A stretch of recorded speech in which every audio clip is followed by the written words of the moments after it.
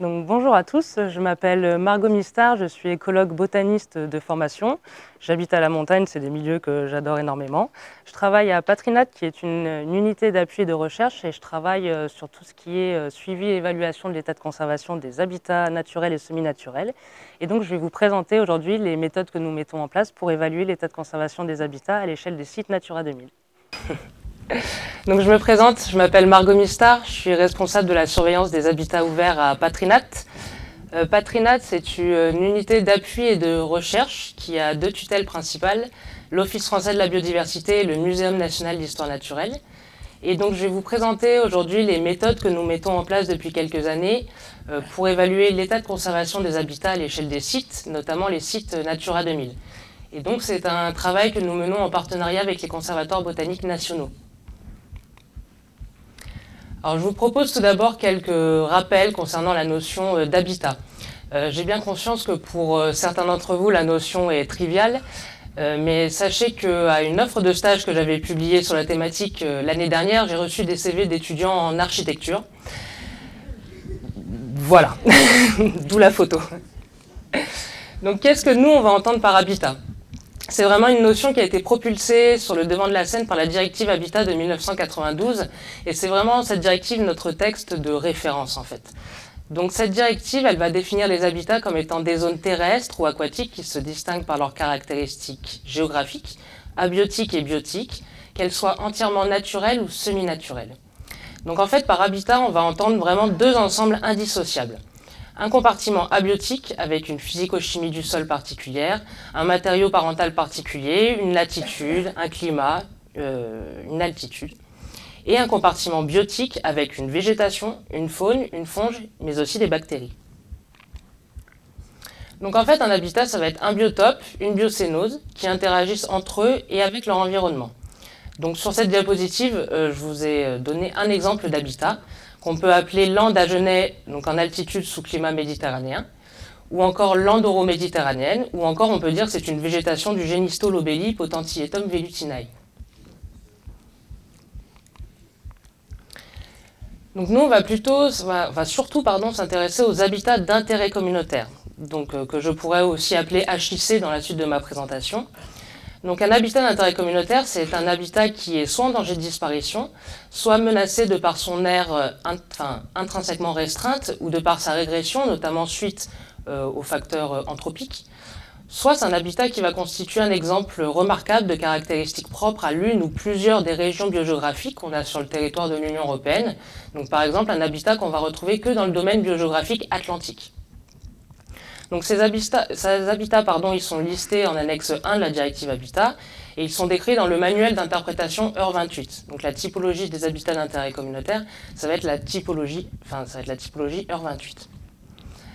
J'attire votre attention sur le fait que Rameau et al. En 2000 précisait que la végétation, par son caractère intégrateur, va permettre de déterminer l'habitat en lien avec les unités de végétation du système de classification phytosociologique.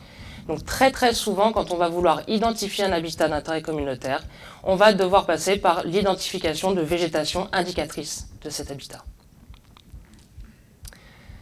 Et donc en France, on a à peu près 133 habitats d'intérêt communautaire, donc c'est quand même un petit peu plus de la moitié de l'ensemble des habitats d'intérêt communautaire qu'on a sur le territoire de l'Union européenne, qui vont être répartis au sein de 4 régions biogéographiques terrestres et 2 régions biogéographiques marines. Ces habitats, au début des années 2000, ils ont été décrits, donc déclinés en France dans des cahiers d'habitat. Donc sur la diapositive, en bas à gauche, vous voyez le tome 3, donc les cahiers d'habitat humides qui sont parus en 2002. Aujourd'hui, il y a de nouvelles versions des cahiers d'habitat qui sont désormais disponibles et qui vont paraître au fur et à mesure. Donc l'année dernière, il y a un fascicule qui a été publié sur les habitats des eaux douces. Cette année, c'est un fascicule sur les habitats côtiers et halophytiques qui a vu le jour. Donc c'est une réinterprétation de l'habitat qui avait été faite au début des années 2000. Je vous propose maintenant de passer à la notion épineuse d'état de conservation. Donc la directive, elle donne une définition assez costaud de ce qu'est l'état de conservation, comme étant l'effet de l'ensemble des influences qui agissent sur un habitat naturel ainsi que sur les espèces typiques qui l'abritent. qui peuvent affecter à long terme sa répartition naturelle, sa structure et ses fonctions, ainsi que la survie à long terme de ces espèces typiques. Donc les objectifs, ça va être de maintenir ou de restaurer les habitats et les espèces d'intérêt communautaire dans un état de conservation favorable. Et c'est pourquoi il y a le réseau Natura 2000 en fait, qui a commencé à voir le jour dès la fin des années 90. Donc il y a deux types d'évaluation d'état de conservation qui sont prévus. La première que vous avez à droite, c'est donc la directive qui prévoit que tous les États membres de l'Union européenne doivent rendre compte de l'état de conservation des habitats qu'ils ont sur leur territoire à l'échelle biogéographique. Donc c'est ce qu'on va appeler l'exercice de rapportage communautaire tous les 6 ans. Pour assurer cet exercice de rapportage, les États membres doivent mettre en place une surveillance de ces habitats à l'échelle nationale. Nous, ce qui nous intéresse aujourd'hui, c'est l'évaluation qui est prévue à l'échelle des sites Natura 2000. Donc pourquoi on cherche à mettre en place des méthodes d'évaluation? Alors pour répondre à l'obligation réglementaire du Code de l'environnement, pour surtout constituer une base scientifique et un outil d'aide à la gestion de ces habitats, pour compléter les formulaires standards de données qui sont propres à chaque site Natura 2000, mais aussi de fournir des idées d'indicateurs pour la surveillance.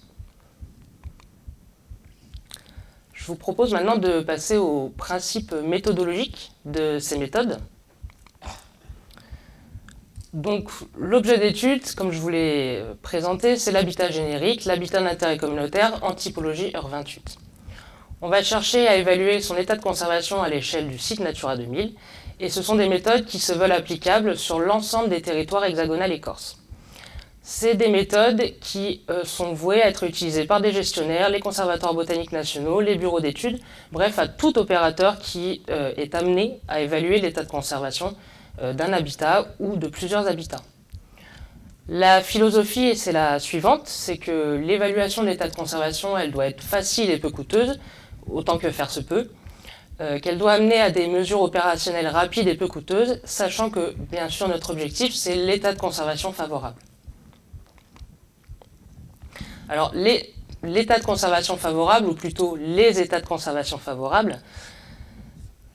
Alors, l'état de conservation d'un habitat, il est favorable, selon la directive, lorsque son aire de répartition naturelle, sa surface sont stables ou en extension, et la structure et fonctions nécessaires à son maintien existent et sont susceptibles de perdurer, mais aussi que l'état de conservation des espèces typiques de l'habitat est favorable.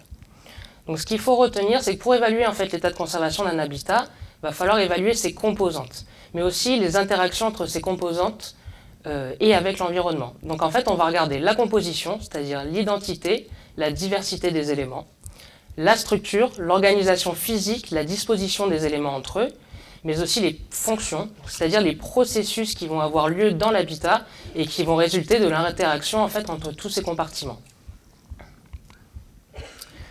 Donc l'état de conservation deviendra favorable lorsque ces éléments, c'est-à-dire composition, structure, fonction, vont concourir à un fonctionnement de l'habitat qui vont permettre sa pérennité dans le temps, mais aussi sa stabilité ou son expansion en fait, dans l'espace. Alors, à l'échelle biogéographique, ce qui est prévu, c'est l'évaluation de 4 paramètres pour évaluer l'état de conservation d'un habitat. L'aire de répartition de l'habitat, la surface, les structures et fonctions et les perspectives futures.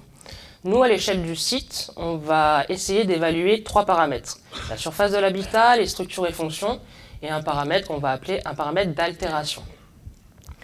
Pour chaque paramètre, on va lister un certain nombre de critères. Donc, par exemple, pour les structures et fonctions, on va pouvoir regarder la composition floristique, la structure de la végétation.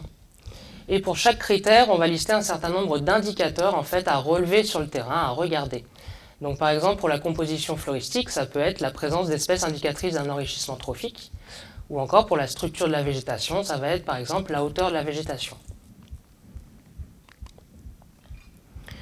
Donc l'idée là très schématique, très théorique, c'est d'avoir une grille d'indicateurs avec des valeurs seuils et des notes associées. Donc l'idée c'est quand l'opérateur applique sa grille d'évaluation d'état de conservation sur le terrain, il place ces valeurs d'indicateurs obtenues, il va sommer les notes qui sont associées à ces valeurs d'indicateurs. Cette somme va être sommée à la note de 100. Donc là, dans mon exemple fictif, quand j'applique la grille d'évaluation, j'obtiens la note de 65. Je vais placer cette note le long d'un gradient d'état de conservation qui va aller des états défavorables aux états les plus favorables. Donc là, je vois que dans mon cas, j'ai choisi un seuil d'état favorable situé à 70. Donc là, je peux dire que mon habitat est en état altéré. Donc, plus concrètement, voici l'exemple d'une grille d'évaluation finalisée, valable pour les bas marais arctico-alpins, donc c'est l'habitat code 7240, ce qu'on appelle encore les formations du Carition incurvae. Donc j'attire votre attention sur le fait que dans cette grille, notamment pour les structures et fonctions, on n'a que en fait, des indicateurs de composition floristique. On va regarder les espèces fidèles au Carition incurvae, les espèces liées au piétinement ou les espèces nitrophiles. Ce n'est pas tout le temps le cas.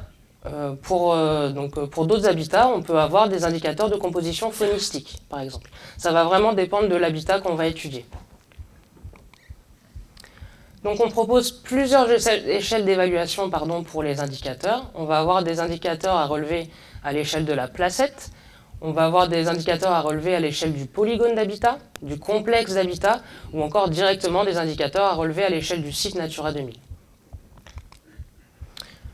Il y a aussi plusieurs types de rendus possibles pour rendre compte de l'état de conservation d'un habitat à l'échelle d'un site. Alors généralement, quand on veut proposer une évaluation globale de l'état de conservation à l'échelle d'un site, on va pouvoir donner une note d'état de conservation, mais on peut aussi proposer plusieurs autres moyens. Donc, par exemple, si je prends mon exemple du milieu, je peux regarder pour chaque indicateur à l'échelle de mon site Natura 2000, quels indicateurs sont, le nombre de placettes en état favorable pour mon indicateur, en état défavorable ou en état donc complètement dégradé. Donc maintenant, je vais vous présenter un peu les cahiers d'évaluation d'état de conservation qu'on publie depuis quelques années à Patrinat. Donc, tout d'abord aussi, comment on élabore ces méthodes, c'est ni plus ni moins une démarche classique de recherche et développement. On va effectuer des recherches bibliographiques dans un premier temps, alors sur l'habitat en lui-même, sur l'habitat ou les habitats qu'on va étudier, sur est-ce qu'il existe d'autres méthodes aux échelles internationales, européennes ou aux échelles plus locales. Donc on va élaborer une pré-liste d'indicateurs en fait, potentiels pour évaluer l'état de conservation des habitats.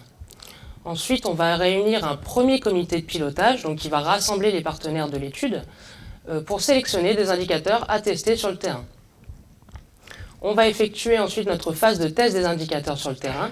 Donc généralement, ça va passer par des relevés floristiques complets, des relevés d'indicateurs hors composition floristique, des relevés d'atteinte, mais aussi des relevés de conditions stationnelles. Ensuite, on va analyser donc, nos résultats de la phase terrain. Donc l'idée, ça va être de comparer en fait, nos indicateurs qu'on a relevés sur le terrain à un avis d'expert sur l'état de conservation de l'habitat étudié. On va chercher aussi à voir quels indicateurs sont corrélés entre eux, et ou encore quelle est la meilleure combinaison d'indicateurs qui explique au mieux en fait, l'avis d'expert. Ensuite, on rassemble une deuxième fois le comité de pilotage pour présenter et valider les résultats, et ensuite on publie une première version de cahier d'évaluation d'état de conservation. Donc comment ils se présentent ces cahiers? Généralement, on propose une première partie assez générale qui va exposer un petit peu ce que je viens de vous présenter, c'est-à-dire le contexte réglementaire, les concepts liés à l'évaluation de l'état de conservation, les sites qu'on a visités, comment on a élaboré la méthode. Et ensuite, on va proposer des guides d'application de la méthode par habitat. Donc là, je vous ai mis la dernière version des cahiers d'évaluation d'état de conservation des bas marais calcaires d'intérêt communautaire. Et donc, en France, on a 4 habitats de bas marais calcaires, donc les cladiers, les tourbières basses alcalines, les formations du Carition incurvae et aussi les sources pétrifiantes. Donc chaque guide d'application, comment il se présente, qu'est-ce qu'on met dedans? Eh bien, on va décrire l'habitat, déjà, dans un premier temps. Ensuite, on va fournir des éléments concernant les états de référence, les limites de l'habitat, la grille d'évaluation, bien sûr, des éléments concernant la stratégie d'échantillonnage, la description des indicateurs, mais aussi une fiche terrain. Alors, l'année dernière, le bureau d'études Mosaïque Environnement a mené une enquête au niveau national sur l'utilisation des méthodes. Déjà pour savoir si nos méthodes étaient vraiment utilisées, c'était déjà un bon point de départ. Quelques grands résultats, c'est que la plupart des personnes qui ont déjà dû évaluer l'état de conservation d'un habitat ont utilisé une méthode standardisée, une méthode qu'elle soit Patrinat ou autre. Celles qui n'en ont pas encore eu l'occasion seraient intéressées à 96% par une méthode standardisée. Donc vraiment, d'où l'intérêt, l'enjeu de produire ce genre de méthode. Parmi celles qui ont appliqué une méthode que nous produisons, donc plus de la moitié n'ont pas eu de difficultés, mais ça veut quand même dire qu'il y a un tout petit peu moins de la moitié qui a quand même eu des difficultés. C'est des difficultés qui sont vraiment récurrentes à l'application de ces méthodes, c'est-à-dire le manque de financement pour les appliquer, l'adaptation des méthodes à l'échelle locale qui peut poser problème, notamment via l'adaptation des listes d'espèces floristiques à prendre en compte dans les indicateurs, ou encore l'évaluation de l'indicateur de surface couverte qui n'est pas toujours très simple. Si vous voulez consulter l'enquête avec des résultats un peu précis, notamment par méthode, donc je vous ai mis le lien de téléchargement sur le site de l'INPN. Je vous propose une petite conclusion pour clore cette présentation et cette journée. Donc on a publié plusieurs guides depuis 2009, donc ils sont au même lien. Tous ces guides et ces cahiers d'évaluation, ces rapports sont au même lien que précédemment, en téléchargement, en accès libre. Donc aujourd'hui, on a plus de la moitié des habitats d'intérêt communautaire français qui ont au moins fait l'objet d'une première approche méthodologique au niveau national, mais ne surtout pas oublier qu'il existe plein d'autres méthodes aux échelles locales. Donc nos méthodes, elles se veulent évolutives et adaptables. Les indicateurs, les valeurs seuils, les notes, on va en fait les recalibrer à chaque nouveau jeu de données. Donc c'est pour ça que vous verrez sur le lien que je vous ai mis pour télécharger les méthodes qu'on peut avoir plusieurs versions en fait des guides méthodologiques qu'on propose. Par exemple pour les habitats agropastoraux, ma collègue Lise Maciejewski a publié 3 versions et pour les bas marais calcaires c'est pareil, il y a 3 versions. Une chose qui est très importante, c'est que l'application des méthodes par les opérateurs, les retours d'expérience, la réalisation d'enquêtes, ça va nous permettre, nous, de répondre à plusieurs questions, notamment vis-à-vis de l'opérationnalité de la méthode. Est-ce que la méthode, elle est facile à mettre en œuvre? Est-ce qu'elle est adaptée à tous les contextes? Et aussi vis-à-vis des ajustements nécessaires de la méthode, est-ce que les listes d'espèces préconisées sont pertinentes? Est-ce que le système de notation est cohérent avec ce que je vois, moi, sur le terrain? Et est-ce que la méthode, elle est facilement déclinable à l'échelle locale? Donc si un jour dans votre boulot, vous êtes amené à utiliser ce genre de méthode ou des méthodes Patrinat, s'il vous plaît, faites-nous un petit mail pour nous faire un petit retour d'expérience. Si vous produisez des rapports, envoyez-les nous. Nous, ça nous aide vraiment en fait, à améliorer les méthodes qu'on produit d'année en année. Un petit mot sur le programme national de surveillance de la biodiversité terrestre qui est très lié à l'élaboration de ces méthodes. Donc c'est un programme sur lequel je travaille aussi à Patrinat. Le directeur de projet de la surveillance à Patrinat, c'est Antoine Lévesque. Donc c'est un programme qui est coordonné depuis 2020 et qui doit permettre de répondre à certains enjeux de surveillance communautaire mais aussi nationaux. C'est un programme qui est cadré par un schéma directeur de la surveillance qu'on a publié en janvier 2024. Donc je vous invite à aller le consulter si ça vous intéresse au lien suivant. Ce schéma directeur, en fait, il va lister les dispositifs et les programmes de recherche et développement qui sont en cours et à lancer et qui vont concourir à cette surveillance au niveau national. Parmi ces dispositifs et ces programmes de R&D, on a listé les méthodes cibles, donc les méthodes dont je vous parle aujourd'hui. Pourquoi? Parce qu'elles vont permettre de répondre aux enjeux de la directive Habitat Faune Flore, mais aussi potentiellement aux enjeux du règlement restauration de la nature qui vient d'être publié en août et qui a été ratifié.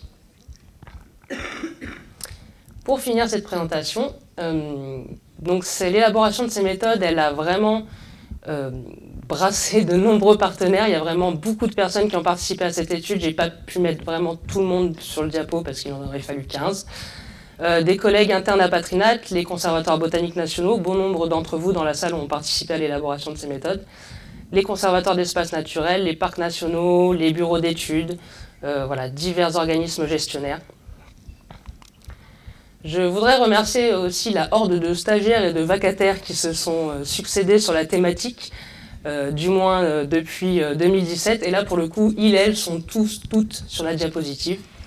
Et ils ont pu évoluer, comme vous pouvez le voir, dans des conditions déplorables sur le terrain. Voilà. Et pour finir, je voudrais remercier la Société botanique d'Occitanie de m'avoir laissé faire cette intervention et je vous remercie, vous, pour votre attention.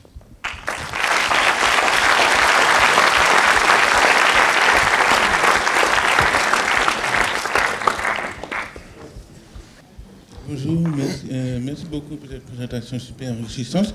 Je me posais la question par rapport à à la mesure des états favorables, est-ce que les valeurs, les malus sont définis par rapport à leurs valeurs patrimoniales associées, ou est-ce qu'il y a une notion vis-à-vis de leur fonction écosystémique? Alors, ni l'un ni l'autre. Alors c'est vrai que quand on regarde les méthodes qu'il y a un petit peu dans les autres pays pour évaluer l'état de conservation des habitats, des fois on voit des méthodes où il y a des indicateurs qui prennent en compte justement la patrimonialité ou la rareté des espèces. Nous, on n'a pas fait ce choix parce qu'on est parti du principe en fait qu'on peut avoir des habitats qui sont en très bon état de conservation par rapport à leur état de référence à l'échelle nationale, sans pour autant abriter des espèces qui sont particulièrement menacées, sur liste rouge ou rares, en fait, tout simplement. Parce qu'en fait, quand on va parler d'habitat, on va regarder vraiment un cortège d'espèces et donc qui vont avoir des interactions entre eux et avec l'environnement. Donc c'est un critère qu'on a retenu. Et puis pour les services écosystémiques, bah, c'est pareil. Nous, on ne cherche pas vraiment à évaluer les fonctions, les services rendus par les habitats. On va vraiment chercher à évaluer vraiment leur état de conservation par rapport aux états de référence qu'on peut observer sur le terrain. Je ne sais pas si c'est bien. Okay, merci. Serge ?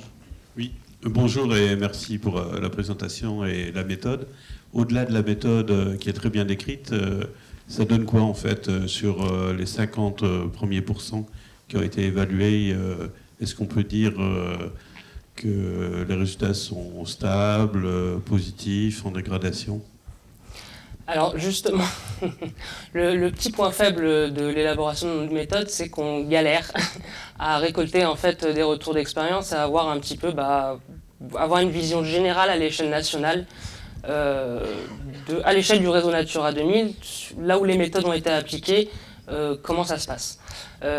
Donc ça va peut-être s'améliorer justement avec les obligations du règlement restauration qui prévoit la restauration de zones en état dégradé, de surfaces en état dégradé. Donc là on va bien être obligé d'avoir des résultats un petit peu plus macro à l'échelle nationale.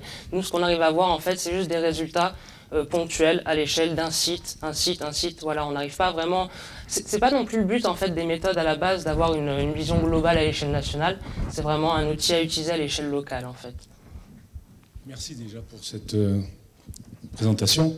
Je voulais revenir sur l'évaluation de l'état de conservation. Et je me demandais, en fait, pour un site donné, un site Natura 2000 par exemple, si l'état de conservation est très variable en fonction de parcelles ou de secteurs géographiques. Est-ce que vous faites juste la moyenne de l'état de conservation ou est-ce que vous mettez en avant justement ou est-ce que vous discriminez les différents états de conservation en fonction à l'intérieur du site Natura 2000 pour montrer que bon, si on parle si on fait une moyenne, on ne montre pas forcément qu'il y a de la disparité d'un secteur à l'autre. Oui, tout à fait. Là, je vous ai présenté un exemple un petit peu, on va dire un petit peu banal et couramment utilisé en fait, qui est de faire une moyenne de l'état de conservation. Alors plusieurs choses. On propose aussi un autre type d'évaluation globale, enfin de rendu de l'évaluation globale à l'échelle d'un site, qui va prendre en compte justement le pourcentage de placettes qui vont être en état dégradé. Donc qui va en fait accorder un malus sur la note finale en fonction, si on a une proportion de placettes en état dégradé, qu'il n'y aurait pas s'il n'y avait que des placettes par exemple en état favorable et puis une ou deux placettes en état dégradé. Ça peut passer aussi par les rendus complémentaires, par exemple des cartographies des placettes en état de conservation à l'échelle d'un site, les placettes favorables, défavorables, altérées. Enfin voilà, je vous ai présenté que quelques exemples, mais on propose plein d'autres types de rendus possibles, effectivement. Merci beaucoup pour cette présentation qui était vraiment très intéressante. Et je voulais savoir, est-ce que vous savez si ce genre de méthodes sont enseignées dans des formations universitaires ou d'agronomes, par exemple ingénieur agronome? C'est une bonne question. Disons que, alors, déjà, il faut trouver les milieux en fait, qui collent bien. Nous, en tout cas, mes collègues ont publié effectivement des méthodes sur les habitats agro-pastoraux. On a aussi publié des habitats sur les landes, mais bon, c'est landes humides, donc il y a quand même moins d'enjeux au niveau agronomique. En fait, j'ai envie de dire pourquoi pas. Enfin, nous, en tout cas, moi, j'enseignais un peu ce que je faisais, par exemple, à AgroParisTech à Nancy.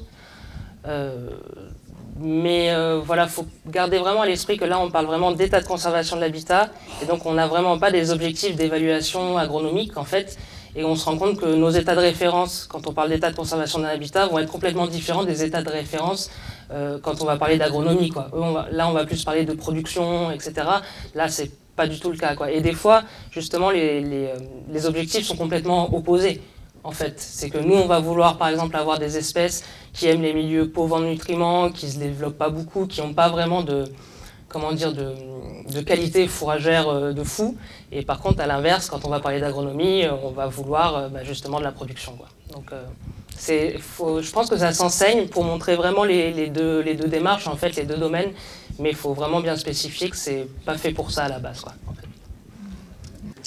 Comment on concilie conservation, on a vu Rameau nous définir les habitats de façon phytosociologique, et évolution climatique. On a vu Colin nous présenter des habitats qui est en train de, ou des espèces ou des habitats qui est en train d'évoluer. Je prends comme exemple la châtaigneraie, qui se casse la figure mais méchamment, ou éventuellement la conservation des glaciers en haute montagne, voire la conservation du trait de côte.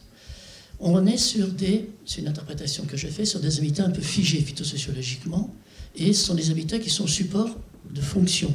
Est-ce que ce n'est pas les fonctions qu'on doit mettre en avant, aménité, stockage de carbone dans le sol, vie dans le sol, etc., pour assurer une conservation? On sait que les habitats vont changer. Là, on peut encore les maîtriser pendant les 20 prochaines années. Dans 50 ans, on ne pourra pas. Alors, je suis d'accord qu'en fait, les fonctions, c'est toujours quelque chose... On a très peu d'indicateurs de fonctions, en fait, dans ces méthodes. Pourquoi? Parce que c'est très difficile, en fait, d'évaluer des fonctions à proprement parler. Donc, généralement, en fait, on va regarder... on va choisir plutôt des indicateurs d'état, de composition, qui peuvent être témoins de fonctions, de processus qui se passent au sein de l'habitat, mais du coup ça va toujours être des proxys, ça va toujours être des indicateurs un peu simplifiés en fait des fonctions. Là on se confond plus, je pense, en fait, à la praticité des méthodes et à la philosophie des méthodes qui en fait se veulent plutôt simplifier en fait. C'est clairement... Déjà, faire une évaluation à un instant T, c'est complètement réducteur. Et puis, il faut quand même avoir certains garde-fous, notamment, par exemple, pour certains types d'habitats qui sont très dynamiques, comme les habitats humides. Bien avoir en tête que faire une évaluation à l'instant T, c'est pas forcément représentatif de l'ensemble de la dynamique de l'habitat. Mais voilà, là, je pense que c'est... Forcément, regarder les fonctions, ce serait top, mais il faut avoir les moyens de le faire, en fait. Et ça, c'est une autre question. Merci Margot pour la présentation. On se pose tous un peu la question là, qu'est-ce qu'un état de référence? Qu'est-ce que tu prends comme habitat de référence? Est-ce que tous les habitats sont perpétuels, dynamiques? Et à partir de quand tu places le curseur et tu places ça comme un état de référence? Calculer ton état de conservation. Ouais, alors de toute façon c'est la question un peu cruciale de ce genre d'exercice. C'est pour ça que nous en fait maintenant on parle plus d'état de référence dans les méthodes, en fait on préfère parler d'état optimal souhaité. Pourquoi? Parce qu'en fait, normalement, alors l'état optimal, nous, quand on élabore nos méthodes, en fait, comme je te l'ai dit, sur le terrain, en fait, on va faire des relevés floristiques, des relevés de nos indicateurs pour les tester, etc. Et on va émettre un avis d'expert sur l'état de conservation de l'habitat. Un avis d'expert qui va être émis sur une configuration de l'habitat dans chaque région, donc qui est un peu une vitrine de l'aire de répartition de l'habitat. Donc c'est comme ça qu'on va construire un peu nos états de référence à l'échelle nationale. Et pourquoi en fait souhaiter? Ben en fait c'est parce que quelque part les états optimaux souhaités pour un habitat, c'est un peu ce que le gestionnaire veut en faire en fait de son habitat. Donc en fait il n'y a pas de solution miracle pour établir des états de référence. Ça dépend, nous quand on va mettre en place notre méthode, des régions qu'on a échantillonnées, des configurations d'habitat qu'on a vues à l'échelle nationale. Donc on va pouvoir sortir un certain nombre de critères qui vont être communs à tous les habitats en état bon, optimal qu'on a croisés. Et puis après, à l'échelle d'un site, en fait, c'est une volonté aussi du gestionnaire de voir vers quoi il veut tendre en fait, pour son habitat. En fait. Donc c'est une question qui est méga complexe et il n'y a vraiment pas de recette miracle pour ça, quoi.